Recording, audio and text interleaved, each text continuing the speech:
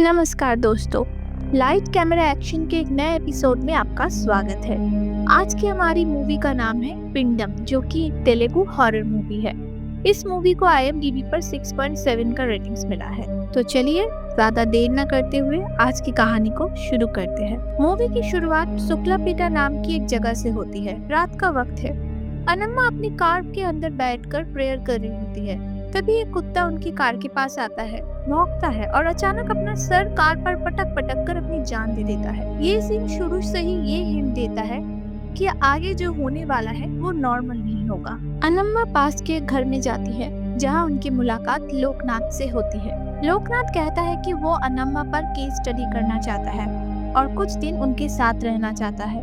अनम्मा मान जाती है। यही हमें पता चलता है कि अनम्मा एक डिमोनोलॉजिस्ट है जो पोजेस लोगों की मदद करती है। इसी दौरान अनम्मा एक केस सॉल्व करती है जहां एक एनआरआई आदमी की बेटी अचानक पोजेस्ड हो जाती है और वो लोकल लैंग्वेज बोलने लगती है जो उसे आता ही नहीं। अनम्मा तुरंत समझ जाती है कि वो बच्ची के अंदर उस आदमी के डेड फादर की आत्मा है जो इस बात से नाराज है कि उसका क्रियाक्रम उसके बेटे ने खुद नहीं किया। जब बेटा अपनी गलती मांगकर माफी मांगता है और पिता की पसंद का खाना उस लड़की को खिलाता है तो आत्मा को शांति मिल जाती है और वो बच्ची बच जाती है। कार में वापस जाते वक्त लोकनाथ भूत प्रेत, भगवान और साइंस को लेकर सवाल करता है।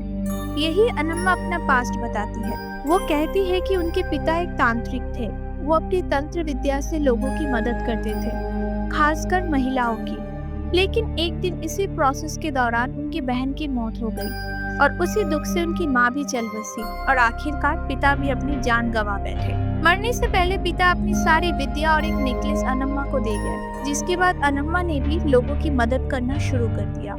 हम ये भी देख पाते हैं कि अनम्मा के घर के अंदर हर एक रिलीजियन का सिंबल है। लोकनाथ पूछता है कि उनका सबसे खतरनाक केस कौन सा था और अनम्मा एक ऐसे केस का जिक्र करती है जो कभी पूरी तरह से सॉल्व भी नहीं हुआ। यहीं से कहानी 1990 में शिफ्ट हो जाती है। 1990 में हम एंथनी से मिलते हैं जो अपनी फैमिली के साथ एक बड़ा सा घर बहुत सस्ते में खरीदता है। फैमिली में उसकी वाइफ मैरी, दो बेटी सोफी और तारा और माजी होते हैं। मैरी प्रेग्नेंट होती है। माजी को बस एक ही उम्मीद होती है कि इस बार लड़का पैदा हो, क्योंकि उनका मानना होता है कि उनके मरे हुए पति लड़के के रूप में वापस आएंगे। तारा बोल ये सुन नहीं सकती, लेकिन घर में आते ही अजीब चीजें शुरू हो जाती है। घर का एक कमरा पहले से ही सील्ड होता है, लेकिन एंथनी उसे खुलवा देता है। अंदर पुराना फर्नीचर, हारमोनियम और एक ढोलक मिलता है।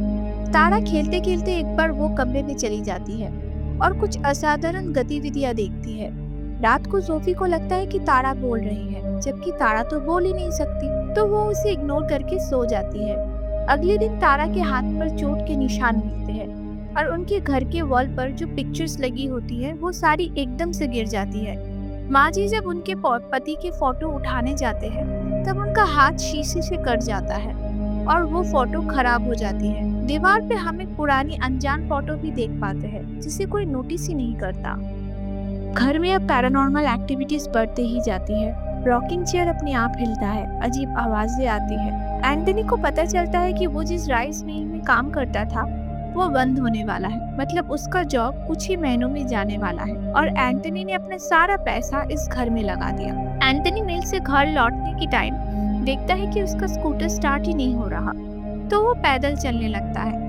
उसे रास्ते में एक आदमी मिलता है जो घर के पास आकर अचानक गायब हो जाता है। फिर हाथ धोते टाइम वो आदमी एंथनी को वापस दिखता है और अगले ही पल फिर गायब हो जाता है। इससे वो काफी डर जाता है, पर मैरी उसे बोलती है कि वो ये उसका बहन है। उस रात फिर सोफी तारा को बोलने देखती है, पर इस बार वो बहुत डर जाती है।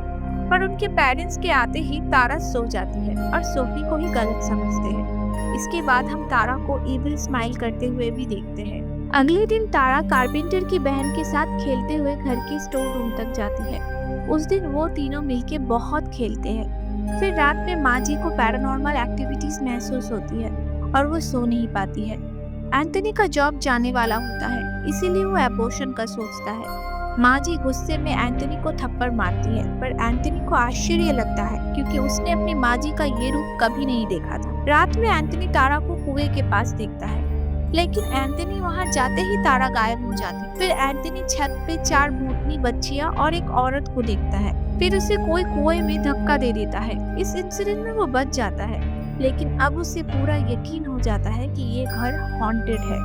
उस दिन रात में कारपेंटर की बहन फिर से खेलने आती है और खेलते खेलते तारा को घर से बहुत दूर लेके चली जाती है। उसे ढूंढते हुए मेरी कारपेंटर के पास जाती है और तब उसे पता चलता है कि कारपेंटर की कोई बहन ही नहीं थी। यह साफ हो जाता है कि वो एक बच्चे की आत्मा थी। यंग अनम्मा रास्ते में तारा को पाती है और उसे घर छोड़ के जाती है, पर उसके घर के क्रॉस करते ही उन्हें समझ आ जाता है कि इस घर में जरूर कुछ गड़बड़ है।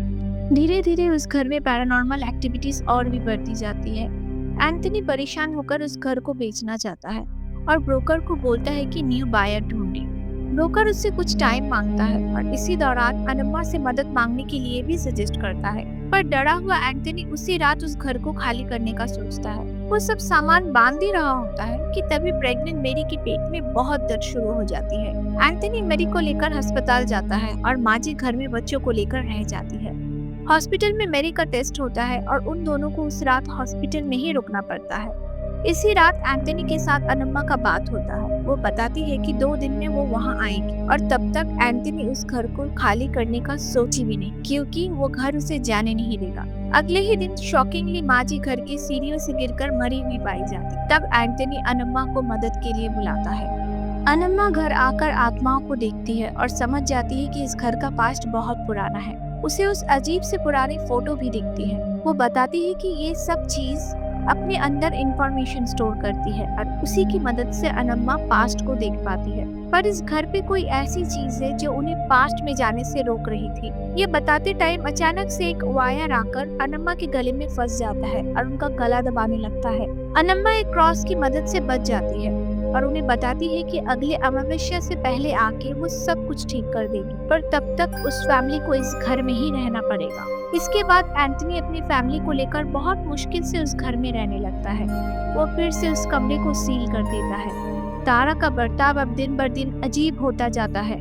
इसी दौरान एक विजुअल में हम देखते हैं कि जो आत्मा माजी को सीढ़ी से गिरा देती है वो गुस्से में थी, क्योंकि माजी को बेटा चाहिए था। फिर अनम्मा अपने 3 सहयोगी साहिल, जीके और आर्य के साथ वहां आती है। फिर अनम्मा की टीम को उस घर के पास के एक पेड़ पर एक बच्चे की कंकाल मिलती है। फिर तारा पोजेस्ड हो जाती है और पेड़ के चक्कर काटते हुए बेहोश हो जाती है। उसे घर में लाया जाता है। एक्सोर्सिज्म भी शुरू किया जाता है। एक्सोर्सिज्म के दौरान वो हर एक घटनाएं घटती है जो कि एक पोजेस्ड इंसान के साथ होता है। फिर तारा उस लॉक्ड कमरे की तरफ चली जाती है। अनन्या तारा के साथ उसे ढूंढते हुए जाती है। उन्हें एक छुपा हुआ बेसमेंट मिलता है, जिसके अंदर जाते ही उन्हें एक लेडी और 3 बच्ची की कंकाल दिखाई देती है। आर्या इनकी घोस्ट को भी देख पाती है। वहाँ पे अनन्या को तारा भी मिल जाती है और उन्हें उस घर का पास्ट भी पता चल जाता है। यहीं से कहानी पास्ट में शिफ्ट हो जाती है, जहाँ 1930 के दौरान हमें एक फैमिली दिखाई जाती है जो इसी घर में रहते थे, जिसमें एक पति, एक पत्नी और उनकी 4 बेटियां थी। पति का नाम नायोदम्मा था और उसकी माँ उसे हमेशा उकसाती थी क्योंकि उसे 4 बेटियां थी। नेक्स्ट टाइम जब उनकी वाइफ प्रेग्नेंट होती है तो वो एक वुमन से पता करवाता है कि उन्हें लड़का होने वाला है या लड़की। नायोदम्मा को जब पता चलता है कि उन्हें फिर से लड़की होने वाली है तो वो एक चाकू से अपनी वाइफ के पेट से अनबॉर्न फीटस को बाहर निकाल लेता है। बस यही नहीं, वो अपनी बाकी बेटियों को भी मार देता है। सिर्फ उनकी छोटी बेटी वहाँ से भागकर उस पेड़ पर छुप जाती है। लास्ट में वो भी वहाँ मर जाती है, जिसकी हड्डियां उस टीम को मिला था और वो अनबॉर्न फीटस को भी आसपास दफना दिया जाता है। अनम्मा ये भी बोलती है कि इस घर पे सब पे हमला हुआ एक्सेप्ट मेरी, क्योंकि वो प्रेग्नेंट है और वही अनबॉर्न फीटस उसकी रक्षा कर रही है। वो अनबॉर्न फीटस पंचभूतम मतलब 5 एलिमेंट की मदद से अभी महाशक्ति बन गई है और मेरी का बच्चा जन्म देते ही वो उसे पोजेस्ट कर लेगा। अनम्मा ये भी बोलती है कि यहाँ बहुत सारी आत्माएं हैं और उन सबका मोटिव अलग है, जैसे नायोदम्मा की बीवी की आत्मा जिसने एंथनी की माँ को मार दिया था क्योंकि वो हमेशा बेटा बेटा करती थी, और वो अनजान आदमी जो रास्ते में एंथनी से मिला था वो नायोदम्मा की आत्मा था। अनम्मा इन सभी आत्माओं को मुक्ति दिलाने के लिए एक रिचुअल शुरू करती है। रिचुअल का शुरू होता है एक प्रोसेस से, जहाँ मेरी को एक आटे की डो को पिंड समझकर एक खास मंत्र उच्चारण करते हुए उसमें 280 बार दूध की बूंदें गिरानी हो। उस तरफ पुरानी ओनर्स की बिलोंगिंग्स को दफनाने के लिए और जलाने के लिए काम शुरू कर दिया जाता है। अनम्मा उन लोगों को वार्न कर देती है कि इस प्रोसेस में काफी रुकावटें आएंगी, लेकिन उन्हें रुकना नहीं है। इस बात को मानते हुए एंथनी उस प्रोसेस को सक्सेसफुली कंप्लीट करता है। लेकिन जब सोहेल आता है अंतिम संस्कार के लिए, तो वो नयोदम्मा के जाल में फंस जाता है और नयोदम्मा उसे वश में कर लेता है। पोजेस सोहेल अंदर आके पूजा रोकना चाहता है, लेकिन अनम्मा अपनी नेकलेस उसे पहना देती है, जिससे वो सोल बाहर आ जाता है। उधर मेरी अपनी पूजा संपन्न कर लेती है। पूजा कंप्लीट होते ही तारा और बाकी सब भी एकदम ठीक हो जाते हैं और ये घर अब सभी आत्मा से मुक्त और रहने लायक बन जाती है। अभी फाइनली अनम्मा सबको अलविदा बोलकर इस घर से विदा लेती है। यही से कहानी प्रेजेंट में आती है। लोकनाथ का रिसर्च अभी लगभग कंप्लीट हो चुका था। इसी टाइम अनम्मा को फोन आता है कि उन्हें एक एबेंडन घर में जाना है। लोकनाथ भी उनके साथ जाना चाहता है और अनम्मा बोलती है कि ये आखिरी बार होगा जब वो उनके साथ आएगा। उस एबेंडन घर पे पहुंचते ही अनम्मा को वो लोग दिखते हैं जो फर्स्ट सीन में हमें मरे हुए दिखाए जाते हैं, जबकि अनम्मा अपनी टीम से उन्हें दफनाने के लिए बोल चुकी। उस घर में घुसने के बाद उन्हें कोई नहीं मिलता। अब मूवी का लास्ट सीन में हमें दिखाया जाता है कि एक बड़ी सी विंडो पर अनम्मा और लोकनाथ दोनों खड़े रहते हैं, पर अगले ही पल लोकनाथ नयोदिम्मा में बदल जाता है, जिसका मतलब है नयोदिम्मा कभी इस दुनिया से गया ही नहीं और यहीं पे मूवी समाप्त हो जाती है। सो दोस्तों, हमारी आज की कहानी आपको कैसी लगी हमें कमेंट करके ज़रूर बताइए। कहानी अच्छी लगी हो तो लाइक करें, शेयर करें और ऐसे ही अच्छी अच्छी कहानियाँ सुनने के लिए हमारे चैनल को सब्सक्राइब कर बेल आइकन दबाना ना भूलें। Thank you.